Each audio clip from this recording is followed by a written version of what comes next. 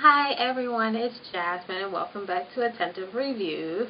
I just wanted to start off with a little statement before we get into what we're going to go into today. So I know everyone should probably is aware of what's going on right now in the U.S. and there's protests everywhere around the world, which is very surprising and very supportive. Just want to let you know that I am also very much aware of the situation. I don't want to get too into it because then I start getting extremely sad and no one wants to see me cry right now, so let's not do that. I just want to say Black Lives do matter and every little bit helps. If you are out there protesting, please be safe. If you are donating money, just donate as much as you can. If you are a medic or you're helping people get better or help them with any injuries they get from protesting, thank you for being out there helping them in that way that you can. Anyone who's making masks and handing out masks, every little thing helps. And I want to thank everyone for doing their part and being an ally and just being there. Here, just everywhere. Just thank you for showing support that you understand what we're going through. And I know the change has started to happen, and I hope more change gets done. I hope nothing gets overturned in a couple of years. I hope everything sticks and stays in its fine print. And I'm just hoping that we all survive this situation. I hope we all survive COVID. I hope we just survive everything. So I just want to take some time out and just say, everyone be safe out there. And we all are thinking about you, thinking about ourselves, and just, yeah, it's so hard to talk about. It's just was an everyday thing, and now people are listening. It's just very shocking. And thank you for anyone who's having those uncomfortable conversations with their friends, family, and coworkers, significant others, because those conversations need to happen. By it not happening is why we're still having systematic racism occur today, and it's in all walks of life. But we're going to focus on the police part right now, and then we're going to go into each other stage until everything is corrected and in the way that it should be for us all to be equal and on the same playing field. So I just wanted to put that disclaimer out and just say that I am aware of everything. It's still going on, and it's just happening. Every town in New York is just slowly having protests, and before you know it, it's just going to be continuous everywhere. I've been trying to stay on the news front and just making sure everyone's aware of what's happening and correcting people when they see things that are very false on the news and just correcting them. So even that helps, because we want to make sure that the narrative is told how it happened and not how people hoped it to be or want it to be. So every little bit helps. And alright, let's get started. I am going to post some links below about the movement and places you can donate, and just every little bit helps. And if you want to know more, I've posted some things. And I also am doing stuff on my Facebook page where every day I list a film that is discussing something that's important that you need to watch. It might be based on a true story or just a made-up situation based on something that happened. So it's going to be an uncomfortable list, but I want people to look through it. And then I'm posting a movie that's uplifting to make you feel better, to not feel super sad, that's going to be impactful or funny or something like that. I've been doing that every day. Today is day 2. So check that out. Facebook will be linked. And alright, let's get started. So today we're going to be talking about The Half of It. It is a Netflix original film that came out this year. I believe it came out maybe April or May of this year. I do not remember what month. And I was very happy when I heard this movie was happening. I watched the trailer and got very emotional. I'm like, oh, this is going to be a good film. And I'm just happy Netflix is a thing. They let people speak their minds and everything, and they don't let anything in the way. They want you to tell your story. So I'm very happy this movie was on Netflix. I wish it was in theaters, but with everything going on, Netflix was definitely a good way to go. So I just wanted to tell you more about it. I had to write stuff down because my memory is starting to fail me, and that's really sad because I'm in my 20s. I should have a sharp mind. So this movie is about an hour and 44 minutes long. It was directed by Alice Wu, who also wrote the screenplay. I don't know if she's done any other works, but I'm going to look into it because I love this film. The direction was amazing. The shots, the dialogue, it felt like a realistic high school experience from a small town. The name they had a very weird name. It sounded like Sasquatch, but it was not Sasquatch. I'm gonna like probably have it go right here because I don't remember what it's called. So pretty much I'm just gonna go through the three main characters that we follow during the story. So you have Ellie Chu, who is our main character. She's our protagonist through the story. We are seeing everything from her point of view, hear her thoughts, her narrative, and just see how she's interacting with everyone else. And that's played by Leah Lewis, who I don't think I've ever seen in any other films. I don't know if this is her first time acting or her first time in a movie I've seen. You have Aster Flores, who's played by Alexis Lemire, and I feel like I've seen her in another movie, but I don't remember. And then you have Paul Munsky, who's played by Daniel Demir. I hope I'm pronouncing that correctly. So they are the three main people that are involved in this story. So the caption on Netflix kind of gives away a little bit, but it doesn't tell you how the movie ends. And so pretty much, Ellie is a girl coming into her own sexuality, and you're seeing everything happen her senior year of high school.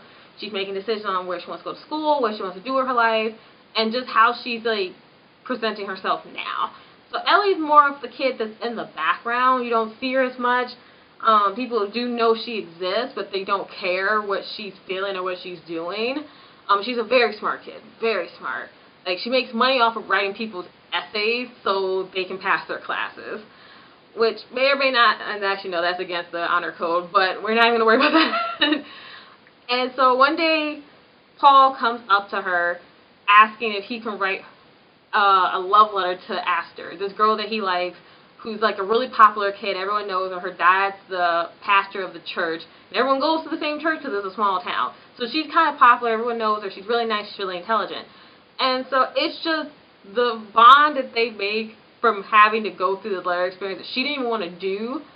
But here's the catch.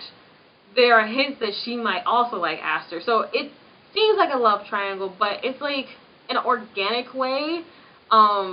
Everything happens, I feel like, in a natural way, and it's just very beautiful in how it's told.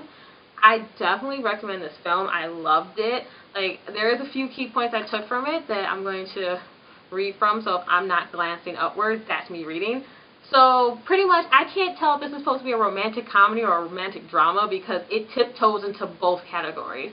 Sometimes there are scenes that are hilarious, it's funny, I'm laughing. Other times it gets very dark, and not dark. Well, yeah, no, there's one dark part, and it gets serious, and it gets emotional. And it's just like, just watching them try to deal with these things, and it's just like, I wouldn't know what category to put it in. I definitely would say it's a mixture between a romantic drama and a romantic comedy.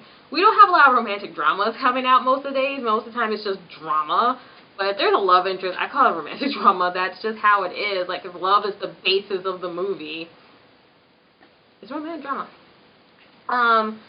Mostly, I talked about this. It is about coming into your own. It is like a coming-of-age story. And it's about friendship and how friendships develop. And sometimes you might not know your friend as much as you thought you know your friend. And it's just like, if you learn new information about your friend, how are you going to take it? How are you going to treat them? Are you going to treat them the same? Are you going to be different? Like, would that make or break a friendship? It's just like, it's high school. Everything happens in high school. High school relationships are very weird. And sometimes they stay with you and sometimes they just end in high school. It's just stuff how it happens. Also, another good point that happens in this movie is the idea of not locking yourself in a box. Don't stop yourself from your potential. Pretty much, don't think that you can only do so much and that you can't even fathom anything outside of it. Once you're able to open up your mind and see that your horizons are, you have your horizon is just plentiful. It's out there. It's huge. And, hi, Delilah. It's my cat. No. She's trying to get into things. I'm sorry. Oh. So, don't lock yourself in a box. If you have, don't stop your dreams from happening. If you think you can go somewhere else, go. If you think you can do these things, try. Like, don't stop yourself before you get ahead. Like, just don't say, this is where I stop at, that's it, that's all of it. Because you might just be stopping yourself from a very possible opportunity, and you don't know. Believing yourself is another thing.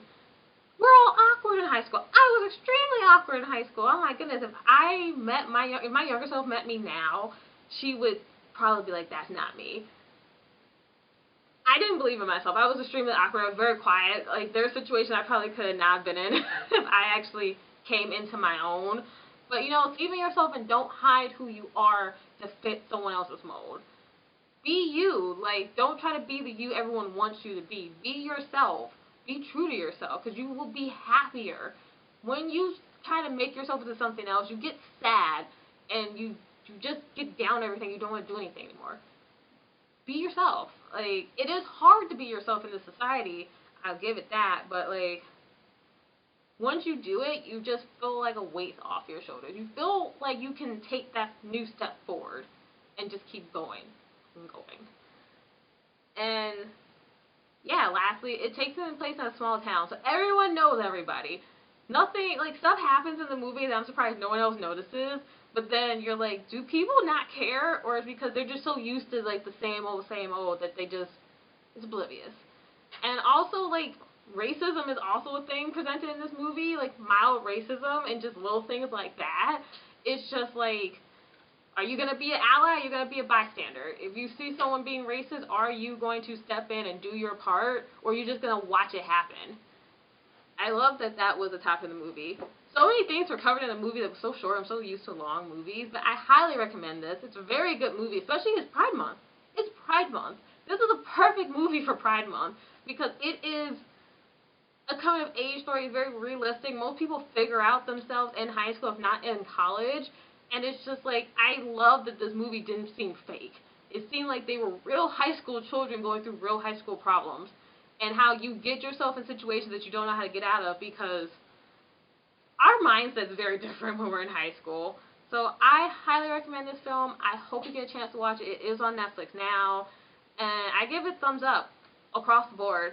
I loved it. I think I cried at one point. I was like, oh my goodness. Like, it is a good, heartfelt film. And so I recommend it. So please let me know in the comments below if you've seen it, if you have any other movies you would like to recommend that I've watched. I don't know if I'm going to do a movie, like a whole bunch of movies for Pride Month, especially with everything that's going on with, like, me personally. We will definitely see. I hope to have more things come out soon, and yeah, bye.